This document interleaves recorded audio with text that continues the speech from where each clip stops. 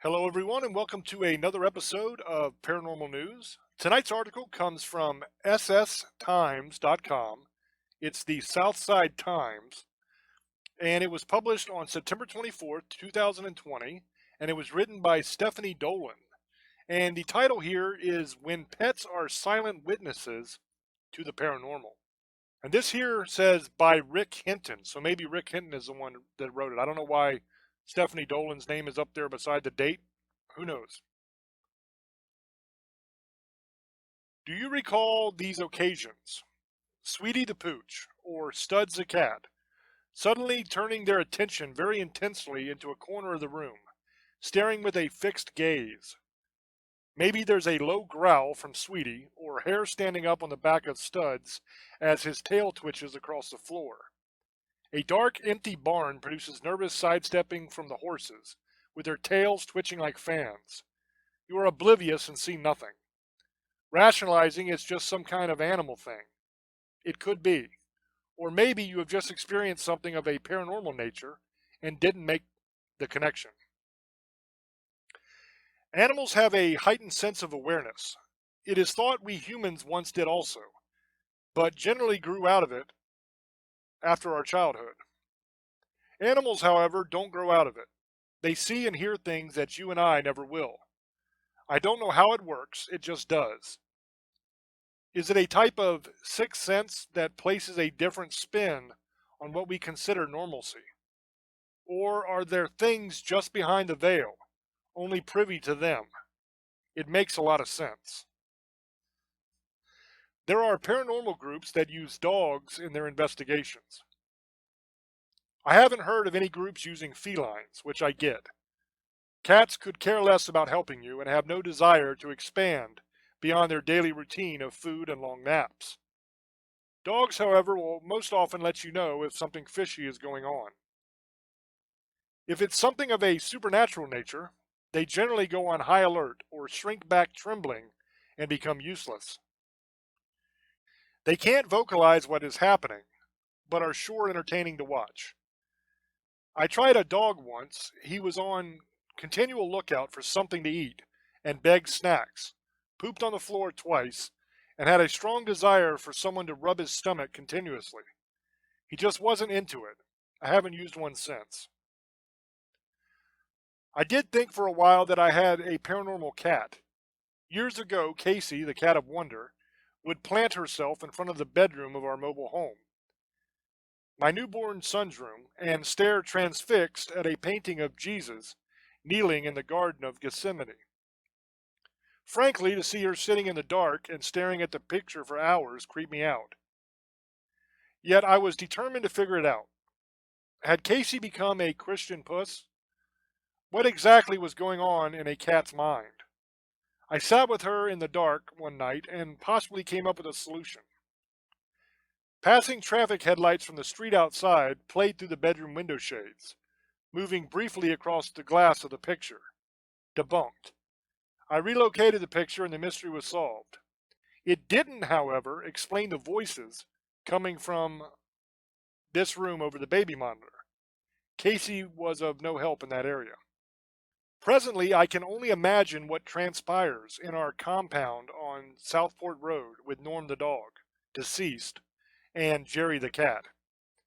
It seems to be a house of secrets. Paranormal quirks are almost a daily occurrence, and both animals are here all day alone. At night, they huddle with the humans and stare into a world we cannot see. They react to something just behind the shadows. If only they could speak, the stories they could tell.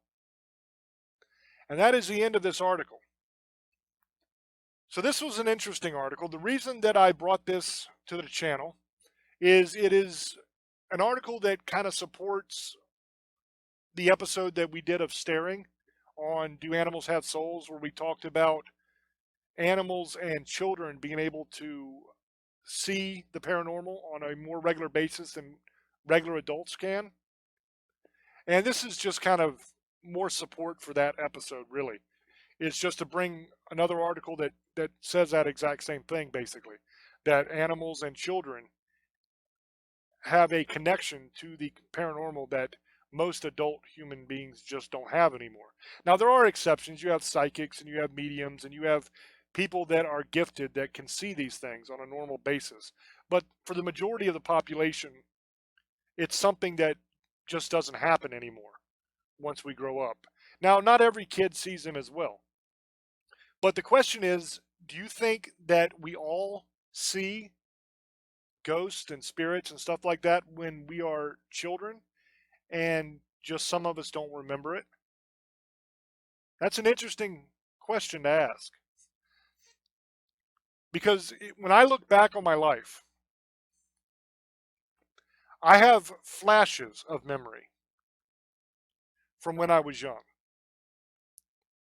I pretty much can remember just about everything from the time I was a teenager till now, but when I was, let's say, elementary school, middle school age, there's only little flashes of memory. A scene here, a scene there. There's no constant stream of memory for me there. I don't remember everything from that time period. I don't remember anything whatsoever from the time period before I started school. So up to the age of around 4, there's zero memories there for me. From 4 to probably 10 or 11, there's scattered memories, but nothing steady. There's a lot that I don't remember from that time period. And from my teenage years on, I have almost total recall. I can recall most things that happened to me and that I did and said and all that kind of stuff from that time period. Now, I have talked to people that claim that they can remember their early childhood. I cannot. So, down in the comments, let me know, can you remember things from when you were very, very young? Or, like me, does your steady stream of memory kind of start around the age of 10ish, somewhere in there, to where you could start really remembering a lot more of your life? And do you only have scattered memories of the times before that? Doesn't really have a whole lot to do with the article that I read, but it's something that I'm very interested in to find out. And going along with that, that does connect to the article, do you think that in those time periods that we cannot remember, that maybe the reason we cannot remember them is because our brain has kind of blocked out the memory of that because we saw things that were scary to us at the time, such as ghosts or spirits or whatever.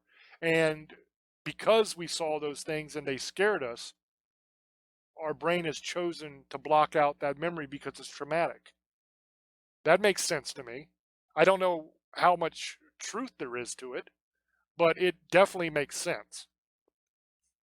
So let me know down in the comments what you think about it, and I hope that you enjoyed this article. And as always, thank you so much for all your support. If you enjoyed the video, please hit like and subscribe to the channel if you have not already. I would greatly appreciate that. And I will catch you on the next one. Until I speak to you again, love many, trust few, and do harm to none. God loves you, and so do I. Bye-bye.